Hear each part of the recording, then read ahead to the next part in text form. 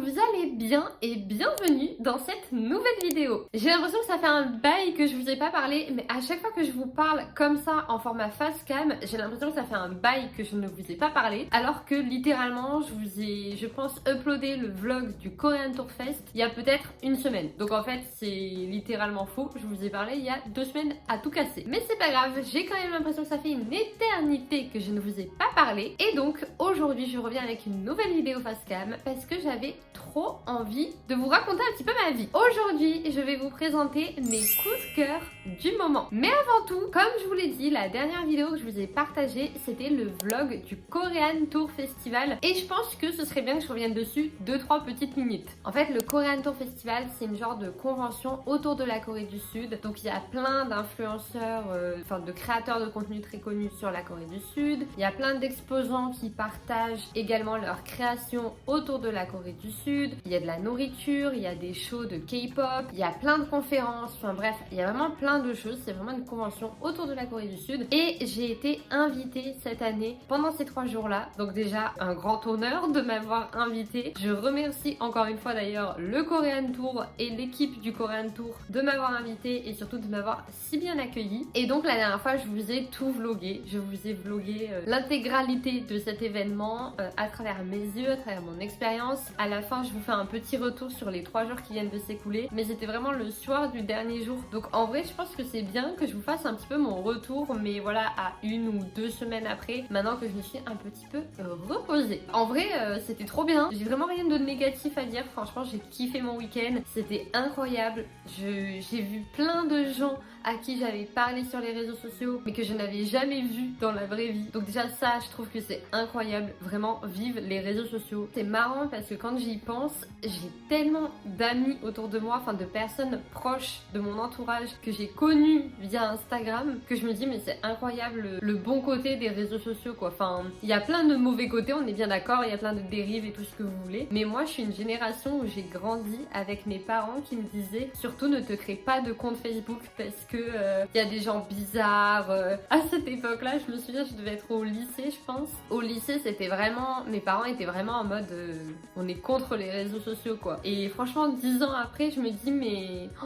ma vie sans les réseaux sociaux, ça serait tellement autre chose. Déjà parce qu'effectivement, je crée plein de contenu, donc c'est à travers ce canal-là que je partage mes passions et également ma vie. Mais surtout, rien qu'on remet dans le contexte, on se rappelle que Mélissa, de Mélissa Vati, je l'ai connue via Instagram à Séoul et elle m'a sorti de ma misère concernant les appartements. Genre clairement, si je n'avais pas eu Insta à ce moment-là, je sais pas comment j'aurais fait. J'aurais galéré. J'aurais fait sans elle, mais vraiment j'aurais galéré. Bah voilà, j'ai rencontré des personnes franchement hyper sympas, hyper intéressantes. J'ai échangé avec plein de monde. J'ai vendu des livres. Sur le moment, j'étais un peu frustrée parce que j'ai commandé beaucoup de livres parce que je pensais que j'allais en vendre beaucoup plus. Mais après coup, en fait, je sais pas pourquoi je pensais que j'allais en vendre plus. Donc il faut savoir que j'ai vendu exactement 13 livres sur le festival et je trouve que déjà avoir vendu 13 livres c'est déjà incroyable parce qu'en fait c'est hyper spécifique, genre c'est vraiment super niche comme thématique qui, je le rappelle, est un guide pratique sur comment partir étudier le coréen à l'université à Séoul. Et donc le fait d'en avoir vendu 13, je trouve que c'est quand même énorme. En plus j'ai eu vraiment que des bons retours à propos du livre. J'ai des personnes qui sont passées sur le stand et qui m'ont dit bah j'ai déjà acheté ton livre et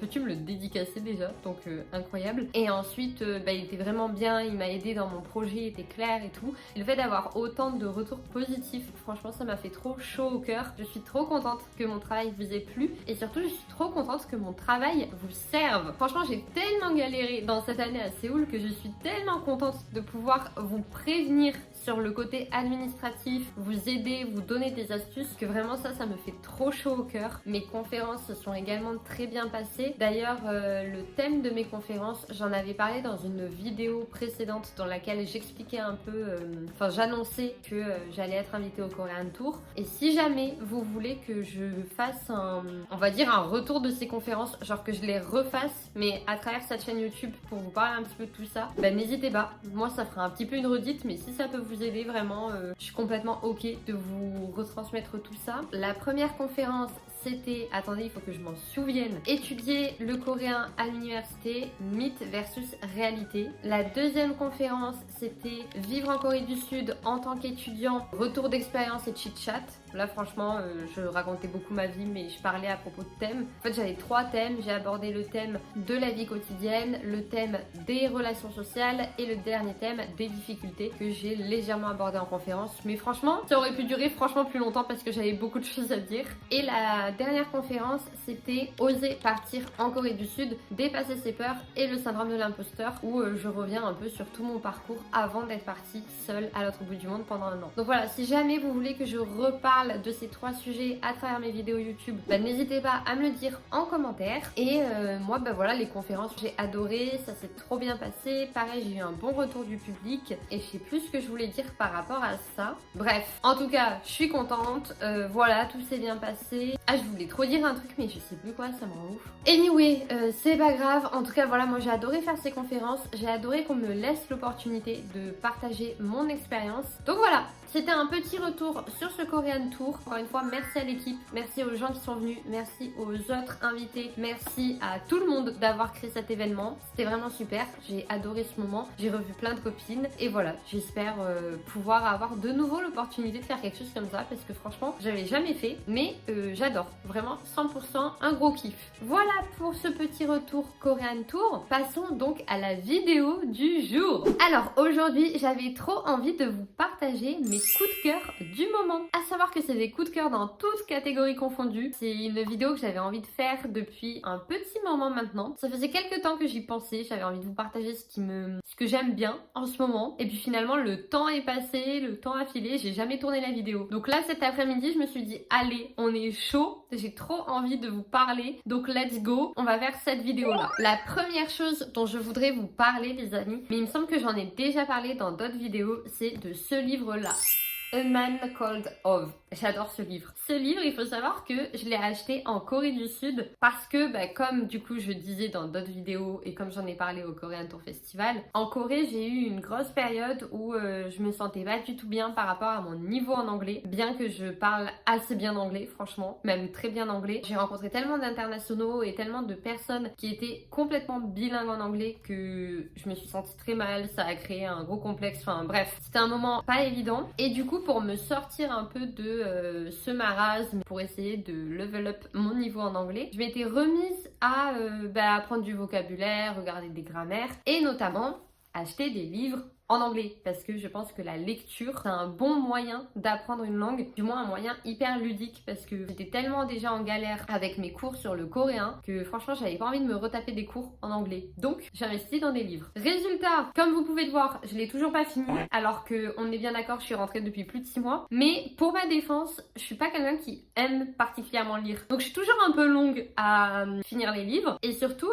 moi quand j'aime bien les choses j'aime bien prendre mon temps. Avec les séries je fais pareil, quand j'adore une série je mets 18 plombes à la regarder. Donc là c'est un peu la même chose. En fait c'est l'histoire d'un mec qui a perdu sa femme il y a maintenant quelques années et qui n'a plus forcément l'envie ni de raison de vivre. Ok, dit comme ça c'est un peu glauque, mais en fait on va revenir sur toute sa vie. À un moment ça parle de sa vie actuelle où il essaye de mettre fin à ses jours mais il n'y arrive pas parce qu'il y a toujours quelque chose qui vient l'en empêcher. Et en même temps il y a plein de chapitres avec son ancienne vie, comment il en est arrivé là, comment il a perdu sa femme, sa jeunesse, ses parents, enfin voilà, il y a vraiment beaucoup d'histoires sur sa vie. Déjà c'est un beau livre, je trouve que l'idée est originale, mais surtout je trouve que c'est un livre qui vous fait passer à travers toutes les émotions. Genre il y a des moments j'ai de la peine pour le personnage principal, il y a des moments je suis triste, il y a des moments ça me fait trop rire, il y a des moments je me dis ouais c'est off quoi. Il est vraiment particulier, il est singulier et franchement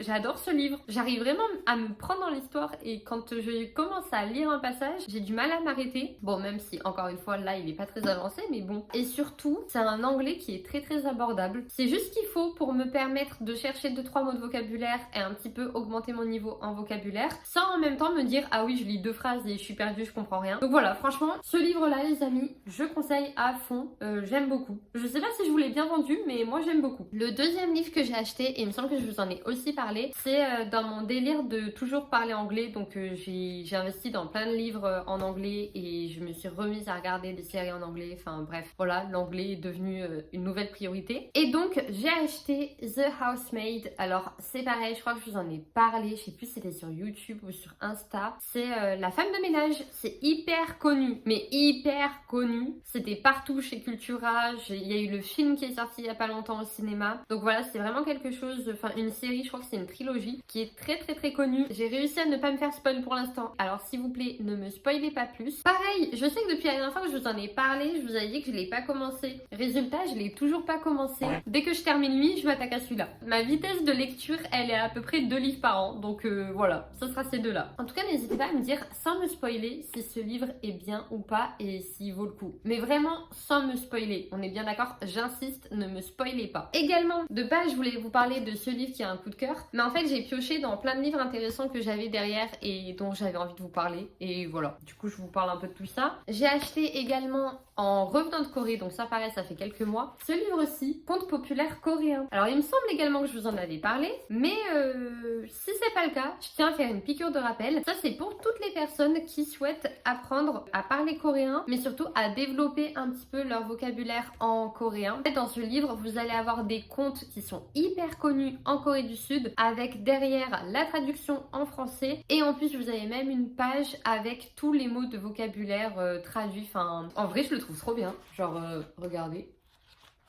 Franchement, si vous débutez en coréen, c'est un peu chaud. Faut avoir un niveau quand même un petit peu plus élevé, je dirais. Mais si vous êtes intermédiaire, bah pareil, je trouve que c'est une trop bonne manière de se remettre dans l'apprentissage de la langue sans passer par tous les cours un peu plus boring, on va dire. Donc voilà, ça, pareil, je voulais vous en reparler parce que ça traînait et voilà. Je trouve que c'est vraiment une bonne référence ce livre. En vrai, on n'en parle pas assez, mais moi, c'est une copine qui me l'avait fait découvrir sur Angers. Et elle l'avait en format de poche. Et elle m'avait dit, oh, regarde, c'est trop bien et tout. Je l'avais un peu feuilleté. Je m'étais dit, ouais, mais trop stylé, mais j'ai pas du tout le niveau. Et puis après, je suis partie en Corée du Sud. J'ai appris le coréen pendant 9 mois à l'université. Et je suis revenue. Je l'ai vu à Cultura comme ça. Et je me suis dit, ni deux, je l'achète. Et en fait, je suis contente parce que ça va. Donc, preuve que mon niveau a augmenté en coréen. Et enfin, le dernier livre que j'ai trouvé du coup sur ma commode derrière, que j'avais oublié. Je suis désolée d'ailleurs. C'est une pote qui m'avait offert ce livre. Au moment où elle me l'a offert, je l'en voyais beaucoup parler sur Insta. Et je m'étais trop dit, vas-y, je vais le lire. Et en fait, je l'ai mis là. Donc derrière, vous voyez pas, mais là j'ai un petit partie où il y a mes livres. Et comme il est tout petit, je l'ai oublié et je l'ai pas lu. Et je l'ai vu tout à l'heure traîner, je me suis dit, mais non, et tout.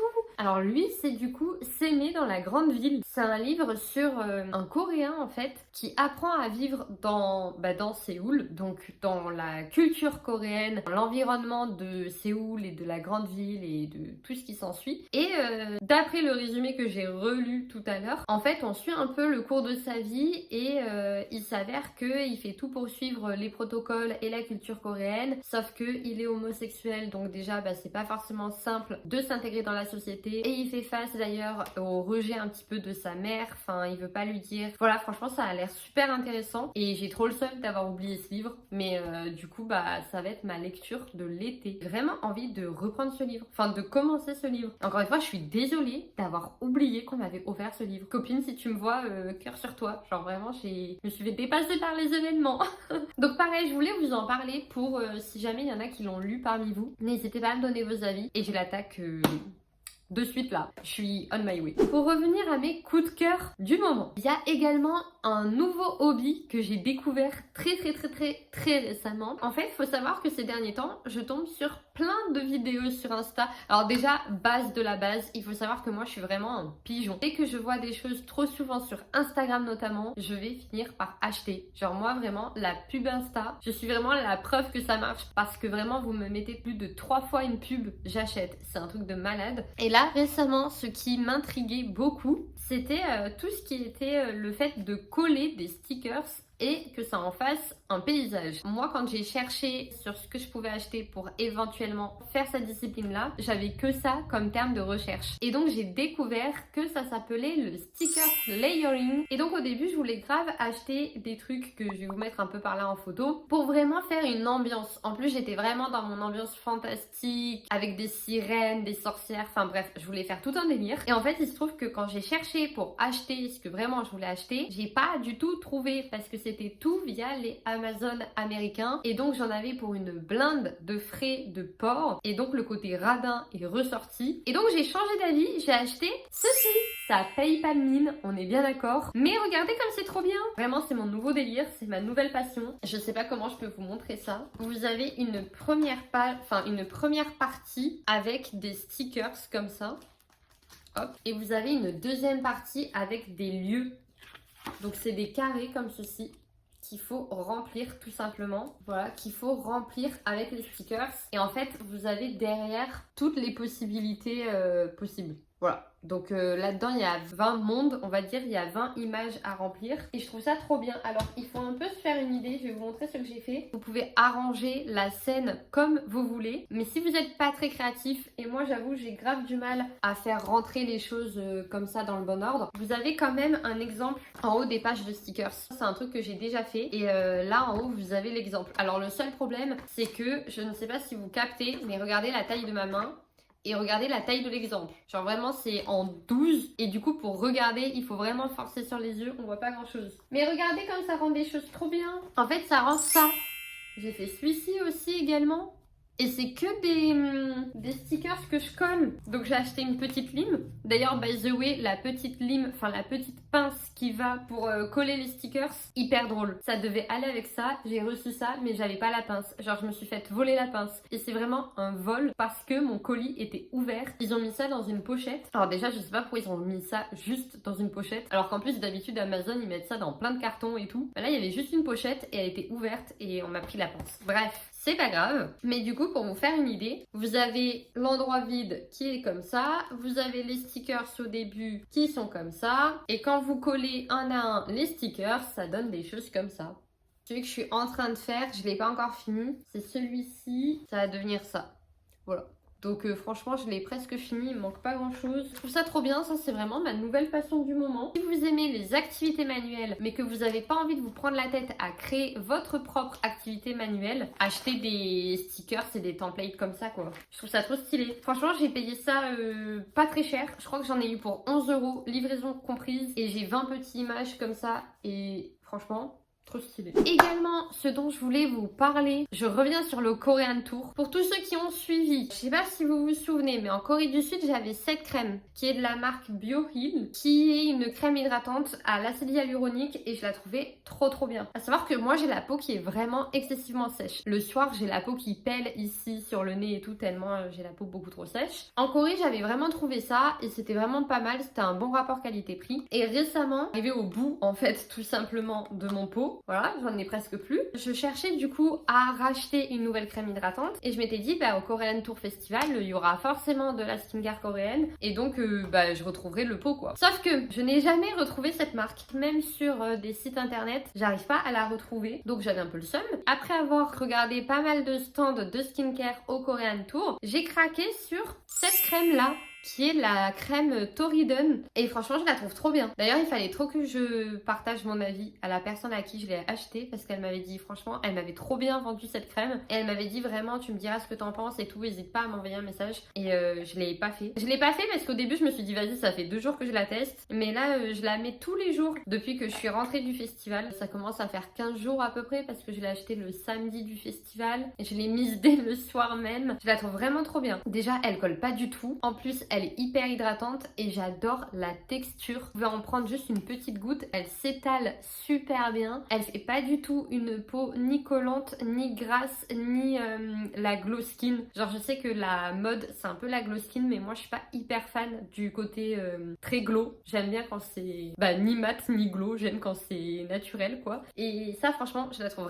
vraiment top. Donc voilà vraiment si vous avez la peau hyper sèche n'hésitez pas. Et les derniers coups de cœur dont je voulais vous parler c'est plus côté série et Netflix. La petite rubrique que j'adore. Depuis en fait le temps que je vais vous faire cette vidéo sur mes coups de cœur du moment, j'ai eu plusieurs tendances. Au début j'étais très tendance animée. Il y a eu un moment je me suis remise à fond dans les animés. Il faut savoir que moi avant de kiffer la Corée du Sud, je kiffais le Japon. Et donc j'ai été éduquée et élevée clairement au Naruto Shippuden. Genre Naruto la vie, clairement. J'ai fait toute mon éducation avec les animés. Quand j'étais petite j'en ai regardé mais je pense que je ne peux même pas les compter sur mes mains tellement j'ai regardé un nombre d'animés qui est énorme. Et pour moi, les animés, c'est un peu ma zone de confort. Si je suis triste ou si je me sens pas bien ou si au travail ça va pas, s'il y a quelque chose qui me chagrine, si je suis très fatiguée par exemple, dès qu'il y a un truc qui va pas, ma zone de confort, c'est vraiment regarder un animé. Je dis pas que à chaque fois que je regarde un animé, c'est que je vais pas bien, mais c'est vrai que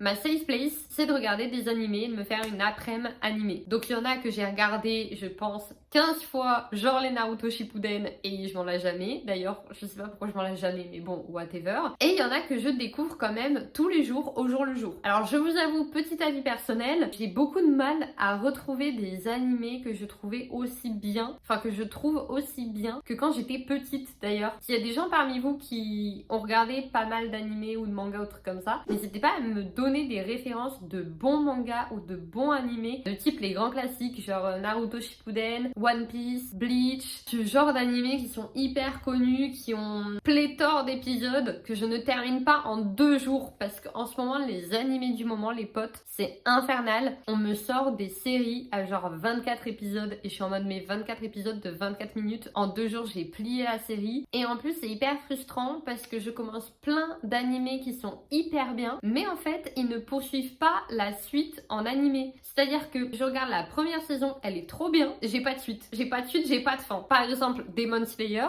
bah il y a eu le film qui est sorti au cinéma, mais j'attends la suite, j'attends les prochains films. Et puis même quand bien même la série était hyper rapide, il n'y a pas des centaines de milliers d'épisodes, et ensuite on a 3 films pour compléter la série. Donc je suis un peu en mode, bah franchement pour une fois que la série a été sympa, je suis un peu frustrée que ce soit aussi court finalement. Alors que voilà, j'étais habituée quand j'étais plus jeune à des séries beaucoup plus longues, et puis qui avaient un univers beaucoup plus développé. Demon Slayer par exemple, il y a plein de personnages sur lesquels j'aurais envie de m'attarder beaucoup plus, et je prends cet exemple là, mais il y a plein d'animés que je regarde où je me dis ah ouais mais en fait c'est trop bien, genre j'accroche trop, mais j'aurais trop envie d'en voir plus, ou d'avoir plus de spin-off sur les personnages secondaires, ou plus de détails sur l'histoire, ou que sais-je, mais donnez-moi plus. Moi j'aime bien la série, là au bout d'une saison on m'arrête comme ça me va pas. Je pense à Solo Leveling, trop bien, on me donne une série qui est trop bien et on me coupe à la fin de la saison 2 en mode ben voilà. Et la saison 3 peut-être qu'elle arrivera, peut-être qu'elle arrivera pas,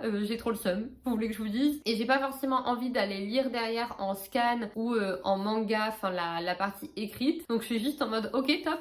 Super! Donc voilà, j'ai eu ma grande partie animée. En animé sympa que j'ai découvert dans cette période-là, donc il y a je pense un mois à peu près. J'ai découvert Hell's Paradise, je crois. Alors on découvre un personnage qui est surnommé le vide, qui ne ressent pas d'émotions, et en fait on se rend très vite compte qu'il ressent qui ressent des émotions, mais c'est juste qu'il a été élevé un petit peu à la dure dans des combats, tout ça. Il se retrouve à partir en expédition sur une île accompagné d'un samouraï, et en fait c'est tout un groupe d'anciens prisonniers, parce que lui aussi à ce moment-là, quand on le connaît, enfin quand on le découvre dans la série Les Prisonniers, et en fait c'est un groupe de prisonniers qui ont été faits captifs et qui ont reçu la peine de mort, qui vont partir sur une île en quête d'un élixir de jeunesse. Ils sont accompagnés d'une escouade de samouraïs qui était censé être là pour mettre fin à leur jour. Et en fait c'est un peu du coup une aventure, une mission très périlleuse, parce que très clairement voilà, s'ils y restent ils vont manquer à personne, et s'ils reviennent ils seront acquittés. Mais bon voilà, l'histoire est autour de ça, et en vrai j'ai grave accroché à l'histoire. Alors j'ai pas fini l'animé, et de toute façon je crois qu'il y a que 2 saisons, et que pareil après j'ai pas de suite, mais le peu que j'ai regardé, franchement je me suis dit hyper sympa,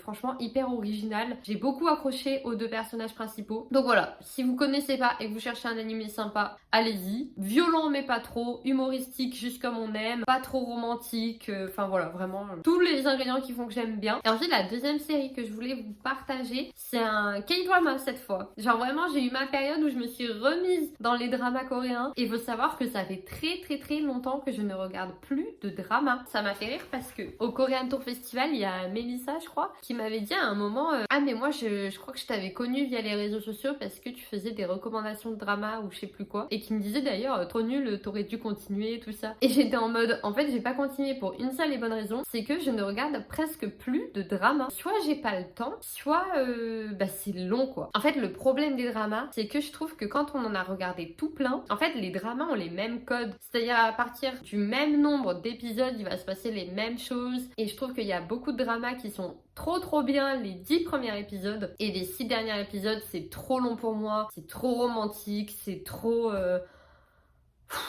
Vous voyez ce que je veux dire? C'est trop, je m'ennuie. Et là, j'en ai commencé un assez récemment que je trouve trop sympa, qui s'appelle en français, je crois que c'est Comment traduire cet amour. Quelque chose comme ça. Alors pareil, je trouve que l'idée, le script est hyper original. C'est l'histoire d'un traducteur très clairement polyglotte, genre j'ai l'impression qu'il parle toutes les langues de l'univers, qui va rencontrer et qui va être mené à travailler avec une actrice qui est pour l'instant au top de sa carrière, sachant que c'est hyper drôle la manière, la manière dont elle devient famous, je trouve que c'est assez intéressant comme ça a été tourné et pensé. Et voilà, ils se mettent à travailler ensemble, c'est des personnages que tout oppose sur le papier, mais bien évidemment on se doute que ils vont tomber amoureux, et on suit un peu leur aventure, et franchement je trouve ça trop bien. Donc vraiment si vous avez envie de regarder un petit drama tranquillou, très sympathique, très léger, et puis surtout romantique mais pas trop non plus, et assez humoristique mais avec un humour qui personnellement me fait rire, parce que je sais qu'il y a des dramas qui ont un certain humour avec lequel j'accroche pas du tout. J'en avais déjà parlé je crois dans je sais plus quelle autre vidéo. C'était quoi le nom de ce drama? Il y avait un drama auquel j'avais pas du tout accroché. Tout le monde m'en parlait sur mes réseaux sociaux et j'étais en mode waouh, moi j'ai pas du tout accroché. C'était Welcome to Waikiki, je crois. C'était l'histoire d'une bande de potes qui vivaient en coloc, bref, on suivait leur aventure. Mais vraiment trop dans la caricature à mon sens, et un humour qui, vraiment qui me fait pas rire quoi. Un humour que je trouve, je sais pas, juste qui me fait pas rire. Alors que là voilà, c'est vraiment un humour que je trouve sympa, léger, mignon tout plein. En plus le mec vraiment il parle 18 milliards de langues. J'aimerais tellement pouvoir parler tellement de langues comme lui. Mais bon voilà, j'avais adoré. Donc j'ai pas fini la série, mais en tout cas c'est très bien parti. Si vous l'avez vu, n'hésitez pas à me dire en commentaire ce que vous en avez pensé. Encore une fois, pas de spoil s'il vous plaît, merci. Si vous cherchez des idées drama, et ben n'hésitez pas à aller voir celui-ci. Et voilà les amis, je crois que j'ai fini de vous partager toutes mes recommandations et surtout de vous parler de tous mes coups de cœur du moment. J'espère que cette vidéo vous a plu. J'insiste, je crois que je dis ça à toutes les vidéos que je fais, mais en ce moment c'est vraiment mon kiff de vous faire des vidéos comme ça que je ne prépare pas du tout. J'aime bien le concept. Anyway, n'hésitez pas à me partager en commentaire également vos coups de cœur du moment, parce que je suis hyper curieuse, et puis on fait un échange de bons procédés. Je vous donne les miens, vous me donnez les vôtres, tout ça, on se donne les références. Voilà, partagez-moi tout ce qui vous fait plaisir en ce moment dans la vie, que ce soit, je sais pas, des bonnes recettes, des dramas, des animés, des films, des musiques, des livres, des activités manuelles. Voilà, donnez-moi plein d'autres idées. En plus, la belle saison arrive et j'ai trop hâte. Franchement, j'ai trop hâte des beaux jours. Les jours rallongent, ça fait trop du bien. Le soleil pointe le bout de son nez. J'adore. Genre vraiment, je suis trop fan. Voilà. N'hésitez pas à me balancer toutes vos meilleures idées, les amis. Sur ce, je vous dis à très vite pour une prochaine vidéo et je vous fais plein de bisous. Bisous!